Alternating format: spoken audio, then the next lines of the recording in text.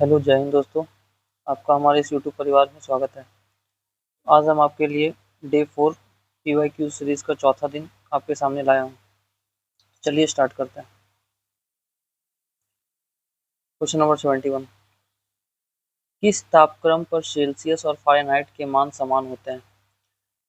तो आपका -40 degree centigrade Celsius पर सेल्सियस और फ़ारेनहाइट का टेम्परेचर क्या होता है? समान होता है। तो ये कन्वर्जन आप लोग याद रख लीजिएगा। C/5 is equal to F-32/9 is equal to K-273 sorry K-273/5 is equal to R/4। ये कन्वर्जन आपको याद रख लेना है। क्या बताया मैंने? C/5 is equal to F-32/9 बराबर K-273/5 is equal to R/4। जब भी पूछेगा टेम्परेचर का कन्वर्जन सेल्सियस से फाइनाइट कर लेंगे, या सेल्सियस से केल्विन कर लेंगे, फाइनाइट से केल्विन कर लेंगे, फाइनाइट से रोमर कर लेंगे। जो भी पूछेगा हम लोग कर लेंगे, ठीक है। तो चलिए स्टार्ट करते हैं next question. Question number 72। 1 kilo calorie ऊष्मा का मान कितना होता है? तो 1 कैलोरी ऊष्मा का मान होता है 4.2 इंटू 10⁻³ जूल, या फिर इसको आप हम लोग बोल सकते हैं 4200 जूल। ये भी याद रखिएगा, क्या बोल सकते हैं? 4200 जूल। और हमको मालूम है कि ऊष्मा का एसआई मात्रक क्या होता है? ऊष्मा का एसआई मात्रक जूल होता है, ठीक है। और एक कैलोरी में कितना जूल होता है? 4.186 जूल होता है। याद रखिएगा ये भी डाटा, ठीक है। तो चलिए स्टार्ट करते हैं आगे नेक्स्ट क्वेश्चन की तरफ। Question number 73। 73 कह रहा है आपको कि निम्नलिखित में से कौन सा ओमीय चालक है? तो ओमीय चालक जानने से पहले थोड़ा सा समझ लेते हैं कि ओम का नियम क्या कहता है। ये ओम का नियम बहुत ही इंपॉर्टेंट है।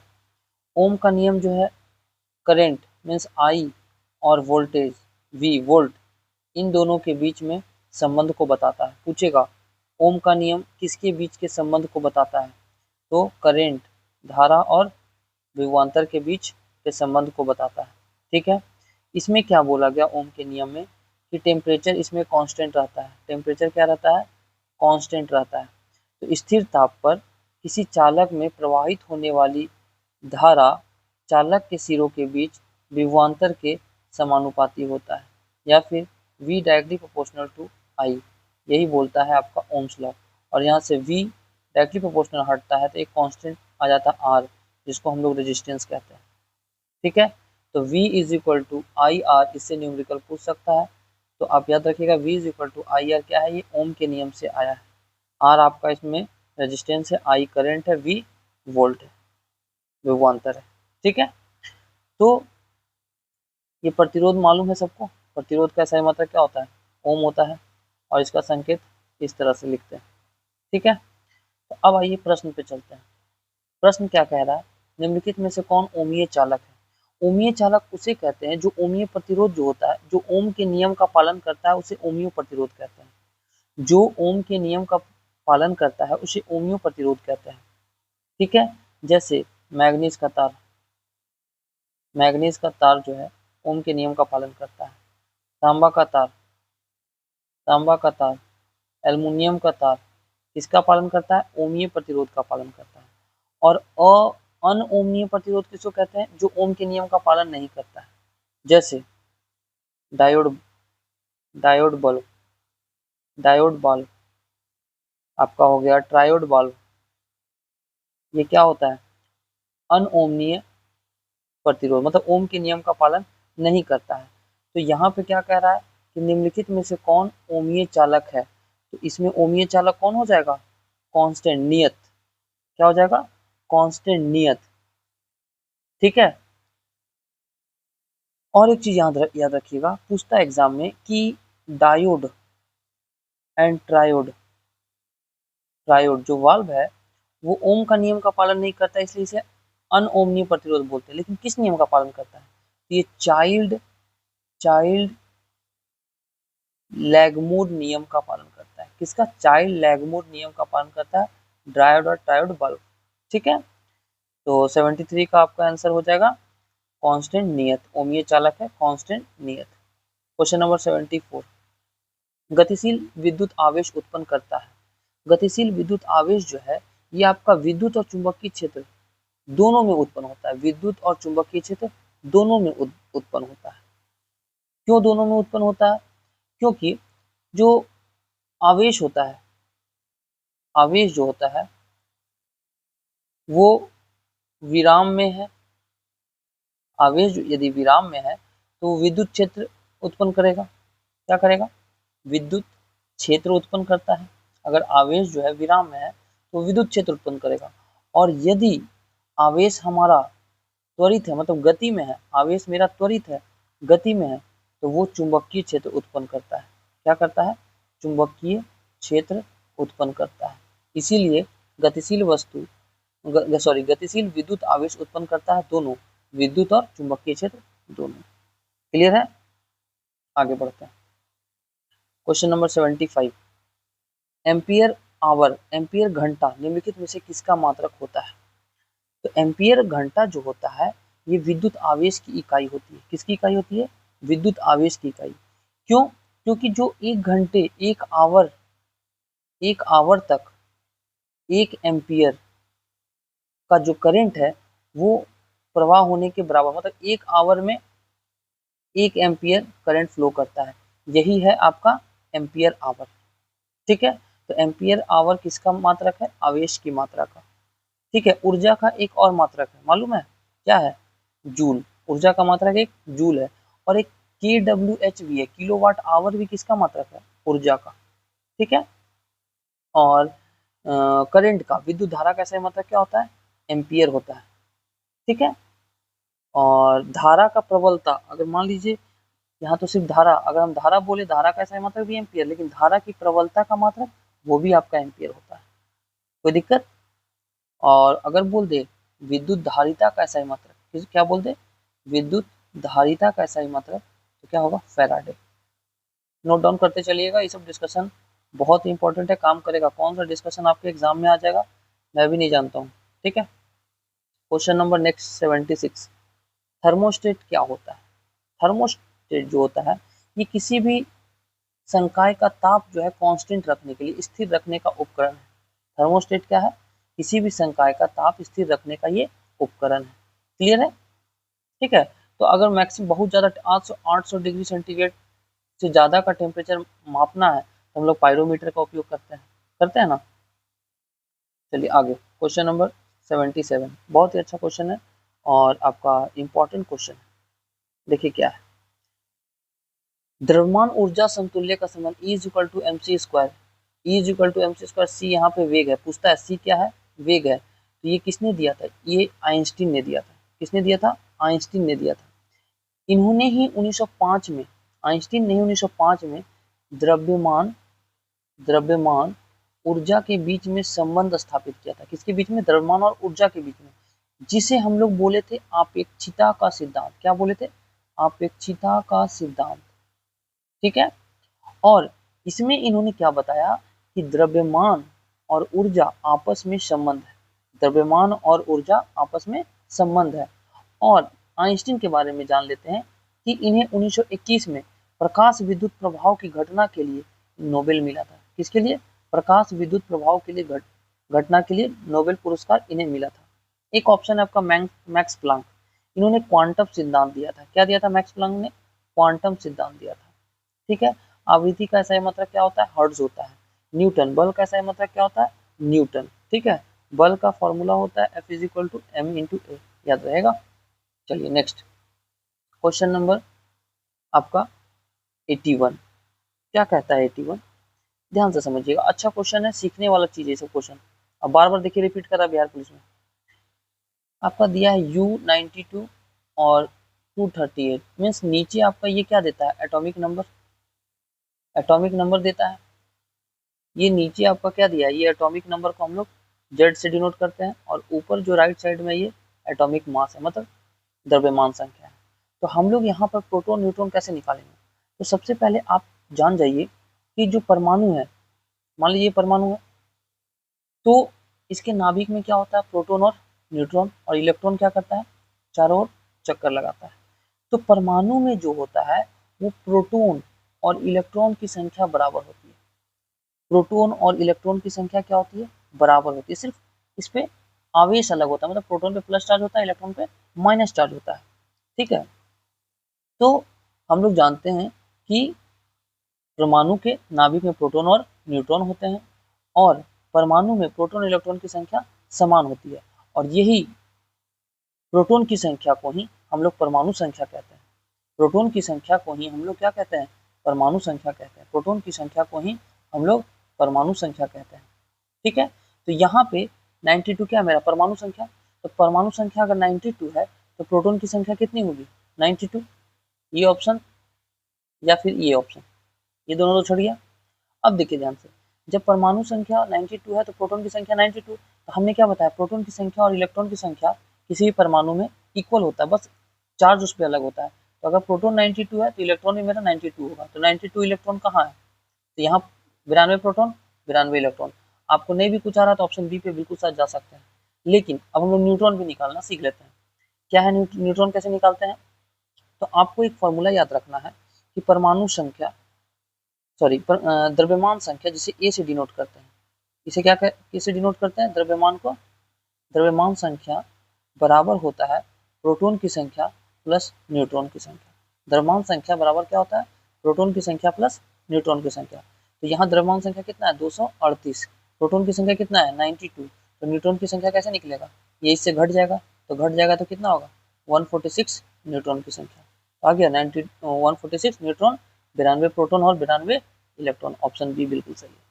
तो जब भी ऐसा आए ऑप्शन निकालने सीख लीजिए, है ना। क्वेश्चन नंबर 82, कोई तत्व ऐसे परमाणु से बना होता है जिसमें समान होता है, अभी जस्ट बताया आपको, कोई तत्व ऐसे परमाणु से बना होता है जिसकी क्या होती है, प्रोटॉन की संख्या हमारा समान होता है, मालूम है। और परमाणु जो है 3 कणों से मिलकर बना है, प्रोटॉन, इलेक्ट्रॉन और न्यूट्रॉन। ठीक है, न्यूट्रॉन पे कोई चार्ज नहीं होता है, और परमाणु के नाभिक में आपको मालूम है कि प्रोटॉन और न्यूट्रॉन होते हैं, इलेक्ट्रॉन नाभिक के चारों ओर चक्कर लगाते हैं। और कभी भी द्रव्यमान संख्या निकालना है तो प्रोटॉन की संख्या प्लस न्यूट्रॉन की संख्या, ये फॉर्मूला याद रख लेना है। ठीक है, और प्रोटॉन का खोज किसने किया था, तो रदरफोर्ड किया था। आगे चलते हैं, क्वेश्चन नंबर 83। 83 क्या कहता है, ध्यान से समझिएगा। सर्वप्रथम किसने कृत्रिम रेडियोधर्मिता का खोज किया था, तो यहाँ पे ऑप्शन नहीं है, इसीलिए इसका आंसर हेनरी बैकुरल जाएगा। क्या जाएगा, सर्वप्रथम हेनरी बैकुरल ने कृत्रिम रेडियोधर्मिता का खोज किया था। ऐसे कृत्रिम रेडियोधर्मिता का खोज एफ जूलियट ने भी किया था, याद रखिएगा इनका भी नाम, यदि ऑप्शन में नहीं रहेगा हेनरी बैकुरल, एफ जूलियट रहता है, तो आप एफ जूलियट के साथ जाइएगा।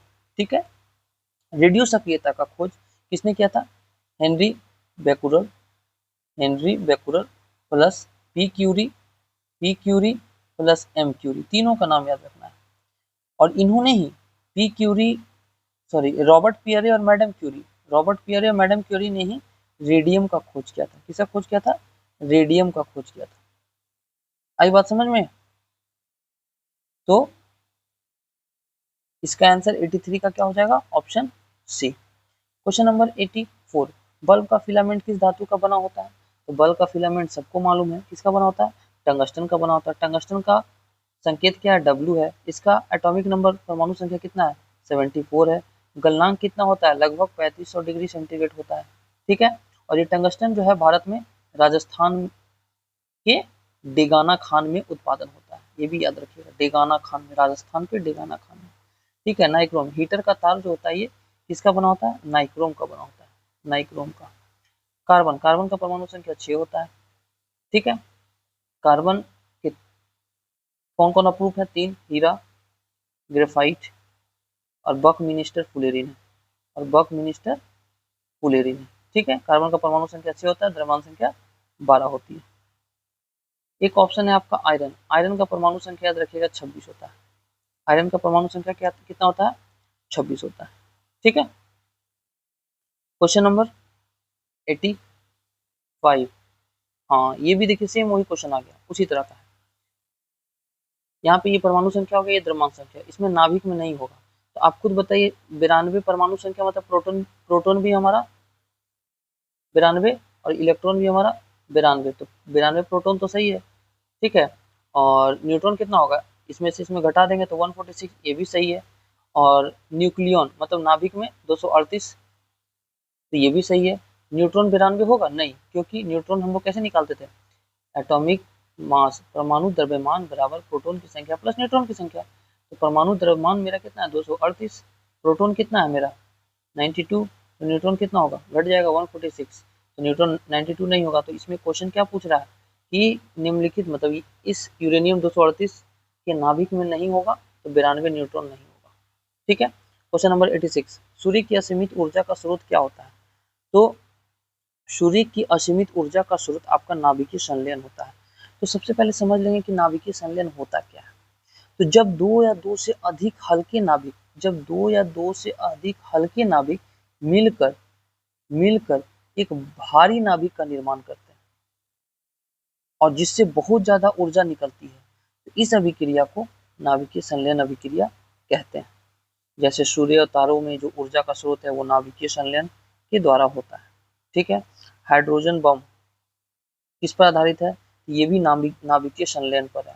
हाइड्रोजन बम जो है वो किस पर आधारित है, नाभिकीय संलयन पर। लेकिन किस तरह का नाभिकीय संलयन, अनियंत्रित, ये याद रखिएगा, अनियंत्रित नाभिकीय संलयन पर आधारित है। एक टर्म हमारा नाभिकीय विखंडन। तो नाभिकीय विखंडन किसे कहते हैं, तो जब कोई भारी नाभिक, देख लीजिएगा ध्यान से समझिएगा, हमने नाभिकीय संलयन क्या देखा, जब दो हल्के हल्के नाभिक मिलकर एक बड़े नाभिक का निर्माण करा है।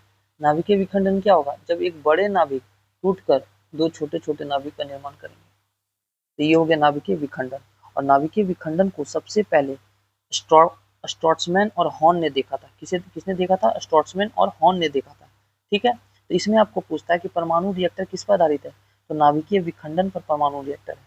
और कैसा है परमाणु रिएक्टर, नियंत्रित है, नियंत्रित नाभिकीय विखंडन है। अगर बोलेगा परमाणु बम, तो परमाणु बम अनियंत्रित है। परमाणु बम हम लोग कंट्रोल नहीं कर सकते परमाणु बम को, तो अनियंत्रित नाभिकीय विखंडन। क्लियर है। क्वेश्चन नंबर 87, नाभिक का खोज किसने किया। तो नाभिक का खोज किसने किया था, हेनरी रदरफोर्ड ने किया था। ठीक है। तो कुछ हम लोग देख लेते हैं, प्रोटॉन का खोज किसने किया था, जल्दी से एक बार बताते चलिए, रदरफोर्ड। प्रोटॉन का खोज किसने किया था, रदरफोर्ड। न्यूट्रॉन का खोज किसने किया था, चैडविक। ठीक है। इलेक्ट्रॉन का खोज किसने किया था, जे थॉमसन ने किया था। ठीक है। पॉजिट्रॉन का खोज किसने किया था, एंडरसन ने किया था। ठीक है। न्यूट्रिनो का खोज, न्यूट्रॉन नहीं न्यूट्रिनो का खोज, न्यूट्रिनो का खोज पाउली किया था और न्यूट्रॉन का खोज चैडविक किया था। ठीक है। उसके बाद पाई मेसॉन, पाई मेसॉन का खोज किसने किया था, तो यूकावा ने किया था, यूकावा, है ना। अगर बोलेगा आपको फोटोन का खोज किसने किया था, फोटोन का, तो आइंस्टीन किए थे। कौन किए थे, आइंस्टीन किए थे। परमाणु का खोज किसने किया था, तो डाल्टन ने किया था। ठीक है। अगर बोले परमाणु संरचना का खोज किसने किया था, परमाणु संरचना का, तो नील्स बोर और रदरफोर्ड, नील्स बोर और रदरफोर्ड। तो हमने क्या बताया आपको कि परमाणु का खोज जॉन डाल्टन, लेकिन परमाणु संरचना बोलेगा तो नील्स बोर और रदरफोर्ड। तो नाभिक का खोज किसने किया, हेनरी रदरफोर्ड। इतना मैंने जितना बताया एकदम याद रखिएगा, एक क्वेश्चन टपक सकता है। क्वेश्चन नंबर 88, वह गैस जो नोबेल गैस कहलाती है। तो आपको मालूम होना चाहिए कि नोबेल गैस किसको कहते हैं। तो आप देखे होंगे पीरियोडिक टेबल के सबसे लास्ट वाला जो 18वां वर्ग है, ये हमारा नोबेल गैस है। इसी को हम लोग अक्रिय गैस भी कहते हैं या फिर शून्य गैस भी कहते हैं। ठीक है। तो ये किससे स्टार्ट होता है, helium, neon, organ, krypton, xenon, radon. तो ये सभी हमारे क्या है, नोबेल गैस है या शून्य गैस है या अक्रिय गैस है। ठीक है। तो हीलियम के बारे में थोड़ा सा देख लेते हैं। हीलियम का खोज किसने किया था, लोकियर ने किया था। किसने किया था, हीलियम का खोज लोकियर ने किया था। ठीक है। और एक चीज यहाँ याद रखिएगा कि ऑक्सीजन, नाइट्रोजन का खोज किसने किया था, प्रिस्टले ने किया था। नाइट्रोजन का प्रिस्टले कहीं कहीं रदरफोर्ड देता है। ठीक है। ऑक्सीजन के साथ यदि हीलियम मिला दें तो अधिक ऊंचाई पर सांस लेने के लिए ऑक्सीजन के साथ हीलियम, लेकिन कम गहराई बोलेगा तो ऑक्सीजन के साथ नाइट्रोजन का उपयोग करते हैं, ऑक्सीजन के साथ नाइट्रोजन का उपयोग करते हैं। याद रहेगा। इस हाइड्रोजन से एक क्वेश्चन याद रखिएगा, इस हाइड्रोजन से पहले एक चीज और सुन लीजिए। हमने क्या बोला कि अधिक गोताखोर जो होते हैं अधिक गहराई में सांस लेने के लिए आपको ऑक्सीजन के साथ हीलियम, लेकिन कम गहराई बोलेगा तो ऑक्सीजन के साथ नाइट्रोजन। कोई दिक्कत? और नाइट्रोजन का खोज हमने क्या बताया, रदरफोर्ड। ठीक है। एक हाइड्रोजन से प्रश्न याद रखिएगा, हाइड्रोजन के 3 समस्थानिक होते हैं, प्रोटियम, ड्यूटेरियम, ट्रिटियम। और वनस्पति तेल से वनस्पति घी बनाने में प्रयोग की जाने वाली गैस जो है ये हाइड्रोजन ही है। याद रहेगा। क्वेश्चन नंबर चलते हैं 89। हंसाने वाली गैस, हंसाने वाली गैस किसे कहते हैं? तो हंसाने वाला गैस कहते हैं नाइट्रस ऑक्साइड को, N2O को। और इसका खोज किसने किया था? तो प्रिस्टले ने किया था। किसने किया था? प्रिस्टले ने किया था। ठीक है। Question number 90। गोबर गैस में कौन सा अवयव सर्वाधिक मात्रा में पाया जाता है? तो गोबर गैस में आपको मालूम होना चाहिए मीथेन सबसे ज्यादा पाया जाता है। कितना पाया जाता है? 65 to 70% ये पाया जाता है। ठीक है। और मीथेन को ही हम लोग मार्स गैस भी कहते हैं, मीथेन को भी हम लोग मार्स गैस कहते हैं। ठीक है। और हाइड्रोजन के बारे में बता दिए, नाइट्रोजन के बारे में भी आपको बता दिए। चलिए नेक्स्ट 91। 91 क्या कहता है कि डीपीटी, डीपीटी जो है इसका टीका किसकी रोकथाम के लिए देते हैं? तो डिप्थीरिया, कुकुर खांसी और टेटनस, तीनों के लिए देते हैं डीपीटी का। और बीसीजी, बीसीजी बोलेगा तो इसको बोलते हैं बैसिलस कॉलमेट ग्यूरिन। इसका टीका जो है, बीसीजी का टीका तपेदिक के लिए दिया जाता है। ठीक है। और ये डीपीटी का टीका जो है 6, 10, 14 सप्ताह, 14 सप्ताह और 16 से 24 माह की आयु तक दिया जाता है। 16 से 24 माह, ये चीज याद रखिएगा। ठीक है। Question number 92। निम्नलिखित में से कौन सा विषाणु जनित रोग है? तो विषाणु जनित रोग कौन है? 92 का आपका क्या हो जाएगा? एड्स हमारा क्या है? विषाणु जनित रोग है। एड्स रोग जो है ना प्रतिरक्षण शक्ति को समाप्त कर देता है। ठीक है। तो एड्स रोग एचआईवी वायरस के द्वारा होता है। तो एड्स के लिए हम लोग एलिसा टेस्ट जो है वो किसकी रोग की जांच के लिए करते हैं? तो एलिसा टेस्ट एड्स रोग की जांच के लिए हम लोग करते हैं। और ये वायरस जनित है। मलेरिया प्रोटोजुआ जनित रोग है। हैजा और टाइफाइड जीवाणु जनित रोग है। ठीक है, याद रहेगा। Question number 93। कैरोटिड लेवरिंथ का कार्य क्या है? तो कैरोटिड लेवरिंथ का क्या कार्य होता है? तो यहाँ ऑप्शन में कोई नहीं होगा। क्यों? क्योंकि इसका कार्य क्या है ना, कि जो मेढक होता है वो मेढक में ब्लड प्रेशर को कंट्रोल करता है, बीपी को कंट्रोल करता है। ठीक है। कैरोटिड लेवरिंथ का कार्य क्या है? मेढक में बीपी को कंट्रोल करने का कार्य है। 94 नंबर। अमीबा गति करता है कैसे? सोचिए बताइए। तो ये अपने स्यूडोपोडिया के द्वारा, पादपों के द्वारा ये गति करता है। ठीक है, क्लियर। Question number 96। दल चीनी पेड़ के किस भाग में एकत्र किया जाता है? तो दल चीनी जो है ये पेड़ के छाल में एकत्र किया जाता है। कहाँ एकत्र किया जाता है? पेड़ के छाल में एकत्रित किया जाता है। ठीक है। अब यहाँ पे हम लोग थोड़ा सा देख लेते हैं कुछ एग्जाम्पल। जैसे हम लोग जानते हैं कि साबूदाना किससे बनता है? तो साबूदाना बनता है हमारा साइकस से। किससे बनता है? साइकस का जो तना का जो मंड होता है ना, उसके द्वारा साबूदाना बनाया जाता है। ठीक, तो साबूदाना के बारे में देख लिए। अब यहाँ पर आपका ऑप्शन है पत्ता, तना और जड़। तो तना का एग्जाम्पल आप लोग बता सकते हैं क्या क्या आएगा? आलू, प्याज, हल्दी, अदरक। ये इतना याद रखिएगा। और तना में ही नोड एंड इंटरनोड पाया जाता है। नोड एंड इंटरनोड पाया जाता है। जड़ में आपको मालूम है मूली, गाजर, चुकंदर, सलजम, ये सभी आपका जड़ में। पत्ती के बारे में क्या जानते हैं कि पत्ती जो है ना प्रकाश संश्लेषण की क्रिया के द्वारा क्या करता है? भोजन का निर्माण करता है पौधों के लिए। ठीक है। तो चलते हैं नेक्स्ट 97। तंबाकू में उपस्थित एल्कोलाइड क्या है? तो हम लोग मालूम है कि तंबाकू में क्या पाया जाता है? निकोटीन पाया जाता है। कॉफी में क्या पाया जाता है? कैफीन पाया जाता है। कॉफी में क्या पाया जाता है? कैफीन। चाय में क्या पाया जाता है? थीन। चाय में क्या पाया जाता है? थीन। और कुनेन जो है ये मलेरिया के रोग के उपचार के लिए उपयोग किया जाता है। कुनेन जो है मलेरिया के रोग के उपचार के लिए उपयोग किया जाता है। यहाँ पे हम कुछ आपको लिखवाना चाह रहे हैं, कुछ लिख लीजिए। तो 2-3 पॉइंट। हड्डी में, हड्डी में कौन सा प्रोटीन पाया जाता है जानते हैं? ओसिन। कौन सा? ओसिन। अगर उपास्थि बोलेगा तो उपास्थि में पाया जाता है कॉन्ड्रीन। कौन सा प्रोटीन पाया जाता है? कॉन्ड्रीन। हड्डी में ओसिन और उपास्थि में माइटोकॉन्ड्रिन। मांसपेशी में कौन सा प्रोटीन पाया जाता है? मायोसिन। मांसपेशी में कौन सा प्रोटीन पाया जाता है? मायोसिन। ठीक है। और अंडा में कौन सा प्रोटीन पाया जाता है? तो अल्ब्यूमिन। अल्ब्यूमिन। अंडा में कौन सा प्रोटीन पाया जाता है? अल्ब्यूमिन। गेहूं में अगर बोलेगा तो, गेहूं में बोलेगा तो ग्लूटीन। गेहूं में बोलेगा तो ग्लूटीन। ठीक है। दूध का उजला रंग किस कारण से होता है? तो क्रिएसिन प्रोटीन के कारण, क्रिएसिन प्रोटीन। लेकिन पीला बोलेगा तो किस कारण से होता है? कैरोटीन के कारण। ठीक है। और यही कैरोटीन के कारण गाजर का रंग लाल होता है।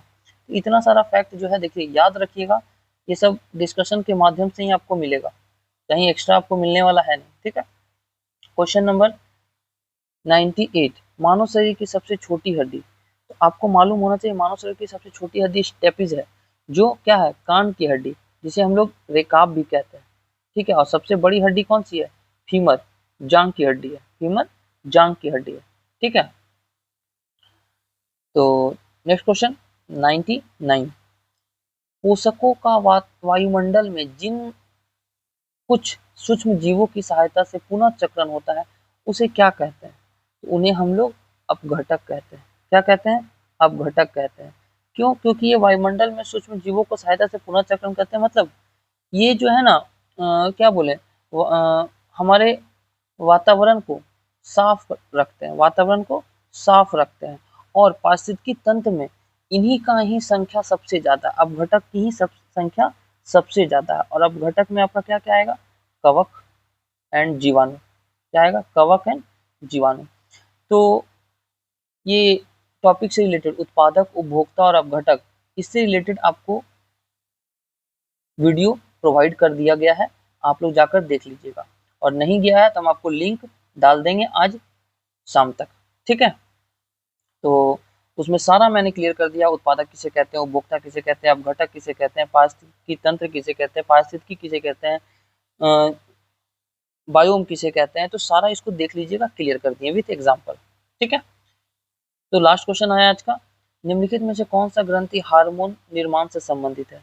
तो हार्मोन कौन सी ग्रंथि निर्माण करती है? तो अंतःस्रावी ग्रंथि जो है ना, ये हार्मोन का निर्माण करती है। ठीक है। और ये अंतःस्रावी ग्रंथि जो होती है नलिका विहीन ग्रंथि होती है। कैसी ग्रंथि होती है? नलिका विहीन ग्रंथि होती है। तो अंतःस्रावी ग्रंथि में कौन कौन सा आएगा मालूम है? पीयूष ग्रंथि, औटू ग्रंथि, औटू, पराउटू ग्रंथि। ठीक है। अब बहिर्स्रावी में क्या होगा? एंजाइम, एंजाइम, आंसू, आंसू, दूध, ये सभी जो है आपका कैसा होगा? बहिर्स्रावी ग्रंथि का एग्जाम्पल हो जाएगा। तो इनमें से कौन सा ग्रंथि हार्मोन निर्माण से संबंधित? हार्मोन कौन बनाता है? अंतःस्रावी ग्रंथि बनाता है। और ये नलिका विहीन होती है। ठीक है। तो हार्मोन जो है रक्त प्लाज्मा के द्वारा शरीर के विभिन्न भागों में पहुंचता है। याद रखिएगा, हार्मोन जो है रक्त प्लाज्मा के द्वारा शरीर के विभिन्न भागों में पहुंचता है और इसका निर्माण अंतःस्रावी ग्रंथि के द्वारा होता है। ठीक है। तो आज का ये करीब आपका 28 से 30 प्रश्न पीवाईक्यू रिलेटेड मैंने कंप्लीट किया है। इसको जाकर देखिए, इसमें मैंने जितना सारा फैक्ट बताया, डिस्कशन बताया, उसको नोट डाउन कीजिए और लिखिए। ठीक है। क्योंकि ये सब फैक्ट आपको सिर्फ डिस्कशन में ही मिलेगा और ये डिस्कशन पीवाईक्यू रिलेटेड है। तो ये समझिए किसी भी एग्जाम में आपके लिए कहीं ना कहीं से प्रश्न घुस के आ सकता है। तो छोड़िएगा, मिस कीजिएगा तो एग्जाम में आपका दिक्कत होगा।